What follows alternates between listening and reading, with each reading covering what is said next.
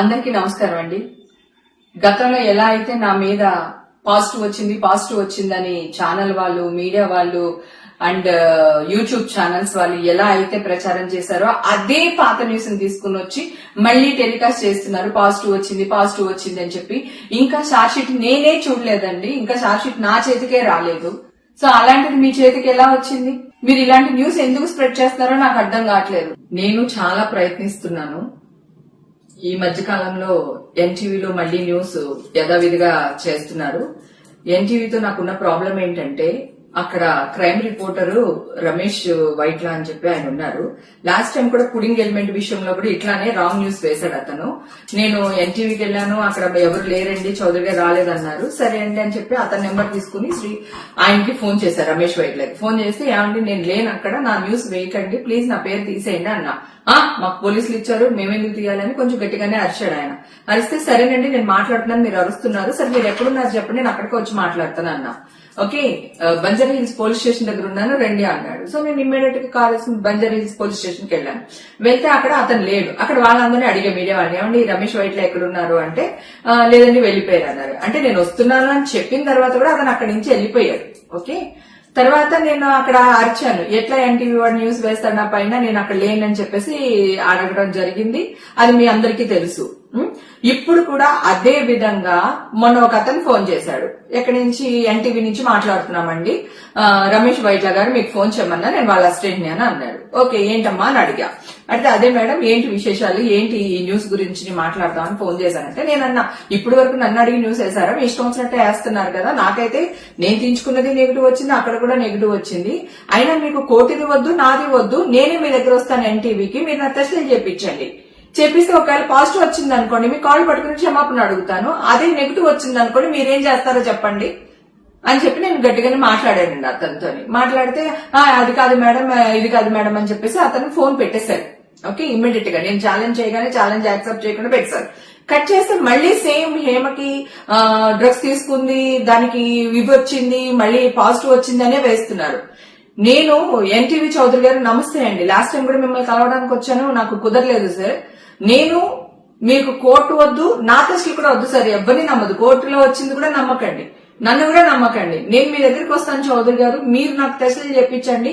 అలాగే టీవీ5 మీరు ఒక్కళ్ళే కాదు న్యూస్ వేసేది, టీవీ5 గానీ, బిగ్ టీవీ గానీ, ఆర్టీవీ గానీ, ఇవన్నీ కూడా ఇవే న్యూస్లు ప్రచారం చేస్తున్నారు సార్. నేను ఇంత గట్టిగా వాదిస్తున్నాను, మీరందరూ చాలా పెద్ద పెద్ద పర్సనాలిటీస్, పెద్ద పెద్ద వాళ్ళు మీరందరూని, మీ దగ్గర నేను ఒక ఛాలెంజ్ కి నించుంటున్నాను అంటే అర్థం ఏంటి సార్?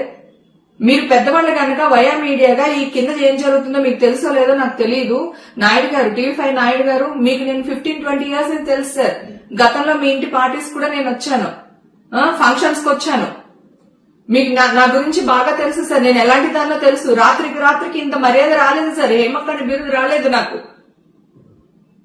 నేను వాదిస్తూనే ఉన్నాను సార్. మా ఇంటికి వచ్చి బిర్యానీ పెట్టి లైవ్ లోకి వెళ్తే కూడా వాదిస్తుంది, బొకాయిస్తుంది అని వేశారు. నా టెస్ట్లే లేవండి, నేను ఇప్పుడే ఇస్తున్నాను, మీరు ఎలాగ నెగిటివ్ వచ్చింది పాజిటివ్ వచ్చింది అని వేస్తున్నారు అని అనిపిస్తే ఓవర్ యాక్టింగ్ చేస్తున్నాయి హేమాని ప్రచారం చేశారు సార్ మీరు.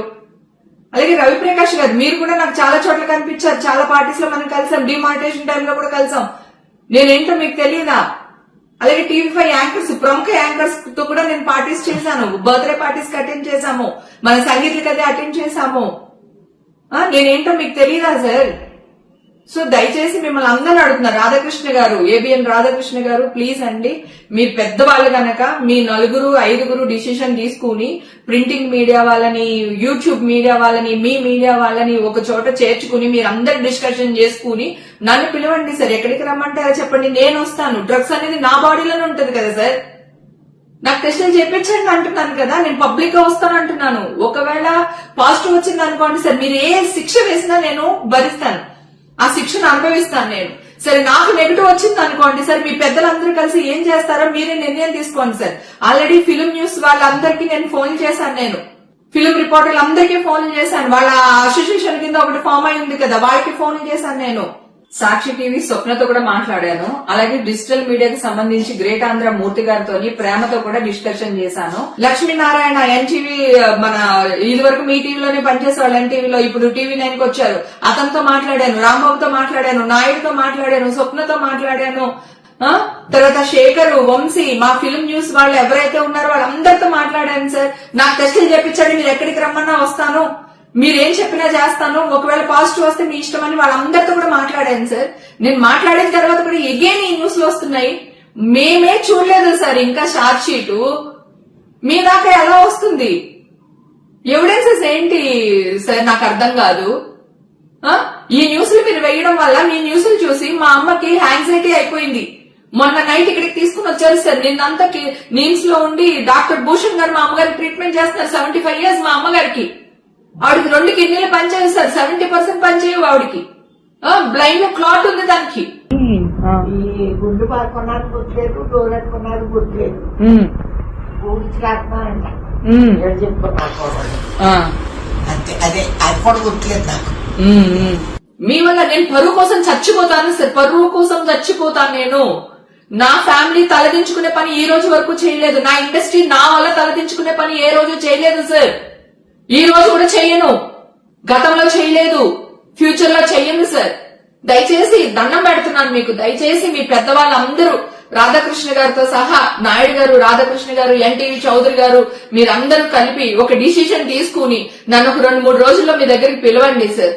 పిలిచి నాకు టెస్టులు చేయించండి. కోర్టుతో ఏమొద్దు, మీరు టెస్టులు చేయించండి. నేను రెడీగా ఉన్నాను. నేను మీకు అందరికీ సారీ చెప్తాను సార్. మీరు ఏ శిక్ష చేసినా అనుభవిస్తాను. అలాగే నాకు నెగిటివ్ వస్తే నాకేం న్యాయం చేస్తారో చెయ్యమని అడుగుతున్నాను సార్ నేను.